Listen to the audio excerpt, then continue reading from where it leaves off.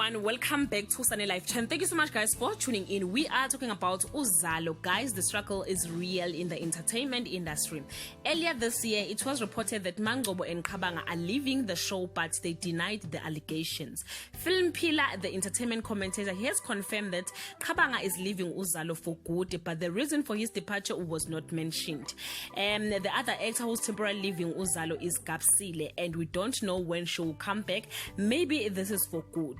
Last month, the Sunny Life Channel speculated that one of the Khanyile boys will come back for revenge. The day has come.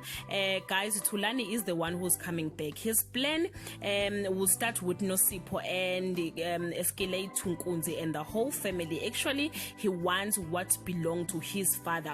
We are not sure if Thulani is here to stay or what, guys, because Uzalo luyapheka luyathula these days. The truth is that the show has been very boring for the past few months, but we are hoping for the best as they are reintroducing some of their old actors. In closing, guys, if Uzalo can give you a chance to comment, which changes will you like to see in future Uzalo? Comment below and share your opinion. Thank you so much guys for watching this video. See you on my next upload. Bye.